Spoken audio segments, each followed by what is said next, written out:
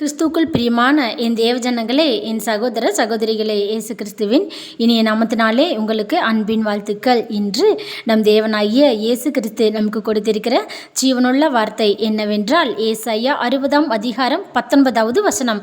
கர்த்தரே உனக்கு நித்திய வெளிச்சமும் உன் தேவனே உனக்கு மகிமையுமாய் இருப்பார். ஆமென், ஹல்லேலூயா.